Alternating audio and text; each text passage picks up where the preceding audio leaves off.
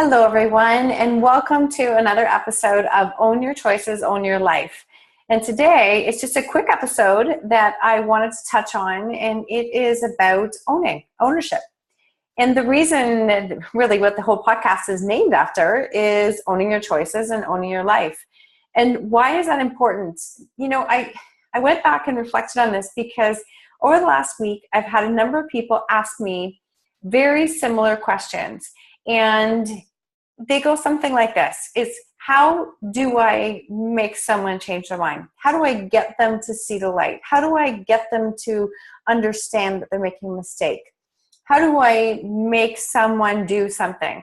And my answer is virtually always the same. And I learned this the hard way. You don't.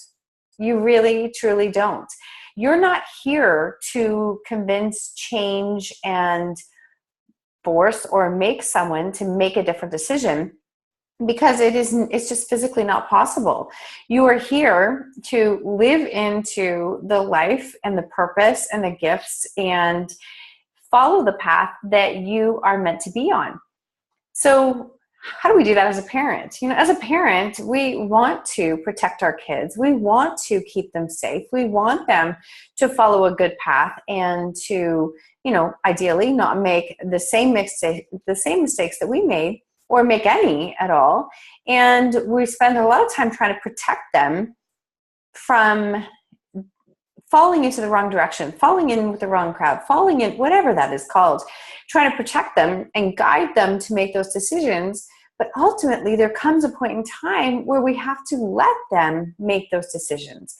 Because when we think back to how we all got to this point in our lives, we couldn't even count. I couldn't even count the number of mistakes that I've made. I couldn't count the number of times I look back and go, geez, I wish I wouldn't have done it that way, or I wish I would have done this instead. But that's where our lessons are, and that's what we learn, and that's what helps us to decide what we want to do in the future, or if we want to do something differently.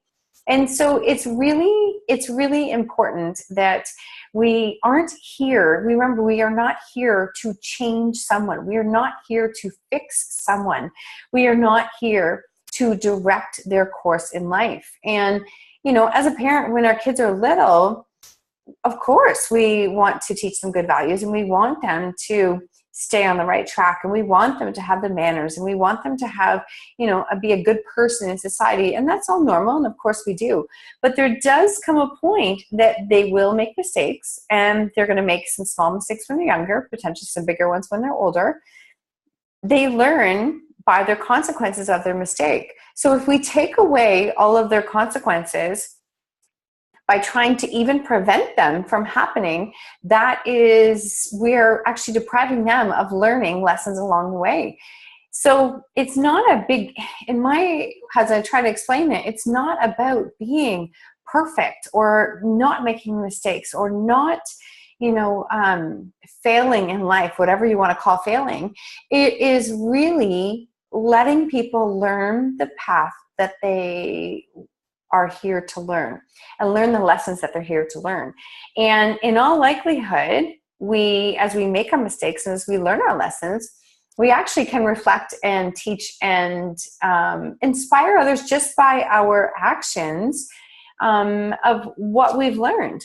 So I hope that makes sense, but it's just really something on my heart, and that I has been asked this a number of times over the past week. How do I change what my kids are doing? How do I change and make them make better decisions? How do I stop their behavior? And I just know that in life, we either learn that are a result of what we chose to do, what our choices were. If we stop the process of learning and we stop and direct it to a point that there is no learning that happens, or that they can't make a decision for themselves, we're not doing them a service. So if we are trying to prevent the fall, and if we are trying to stop the heartache and stop the pain and all of those things, we aren't allowing them to live their life. And that is really what they're here to do. They're here to live their life, to make their mistakes, to learn as they go. And I say, embrace failure, whatever you want to call failure. I always say failing forward, so that we we learn from our mistakes or misdirections, and we take that information with us to the next stage. And the more we own our own choices and we set that example for everyone else to be responsible for their own choices, then that to me is a beautiful ripple effect, because that is what helps people to make future decisions. So let me back it up for a little bit. If I spend all of my time fixing, stopping, directing, trying to prevent everything that happens, then essentially when things don't go right, you'll be surprised, in the mind of some teens, then I am at fault because I gave them that direction. And that is something that recrossed many, many times over the years in raising teens, is that it was our fault, or at least perceived or told that it was our fault, because I was trying to micromanage and fix every single step of the way. And instead, you know what, it was massive amounts of power when you can say, but that was your choice. And if that was your choice, those are the consequences of your choice. And if you don't like those consequences, make a different choice next time. And that's something that as adults, for the most part, we face every single day, day in and day out. So we're not here to fix, change, or correct, or like manipulate a person to change to be the way that we want them to be. We are here to take radical ownership of ourselves, our choices in life, what we decide to do with our life, how we live it, how we treat others, what we stand for, what we are here to represent. That's all us. Like, that's all us. And when life gives us things that just don't feel fair, which it will do, as a sidebar, virtually every day. So that fair word will drown you, because you're going to be stuck in that life is not fair, because it isn't. It really isn't.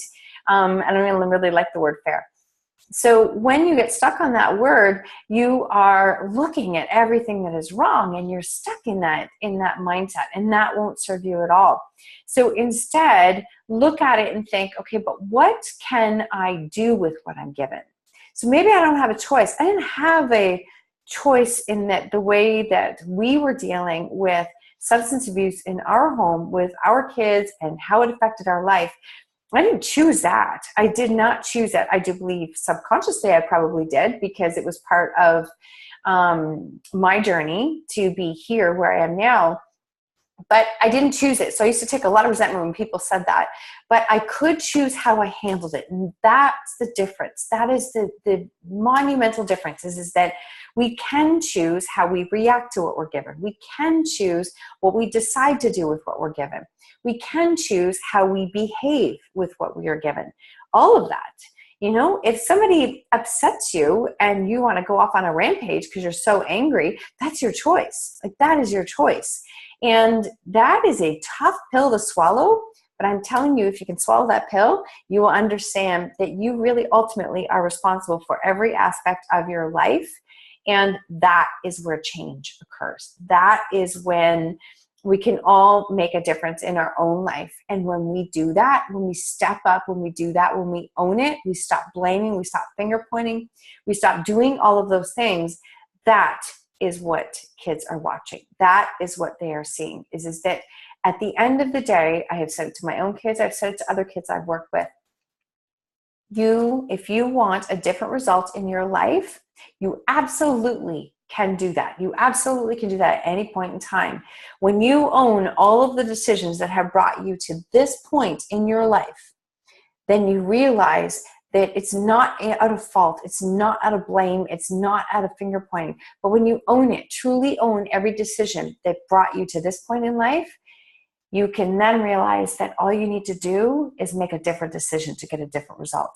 Because it's yours to decide, it's your choices to make, because you are capable, you are able, and it is 100% your responsibility to make that change in your life. If you can't do that on your own, that is completely fine. It is not about being strong or weak. If you can't do it on your own, you reach out. You find people, you find coaches, you find books, you find mentors in order to help propel you forward. But it is possible. I promise you it's possible. I have been in some of the worst spots in my life where I honestly did not know if I could ever stand up again. It is possible, but it takes work and it takes a decision, and it takes radically owning fully owning your decisions of where you are in your life and where you want to go. So to wrap that up, we are not here to change anyone. We are here to stand up, take responsibility, take ownership for our own life, and to be that example for others that what is possible. And I'm telling you, it's amazing what is possible when you start to really step into action and move forward and make a difference. And if you do that, that will impact your kids, the people around you, more than what you realize, more than what you have any idea.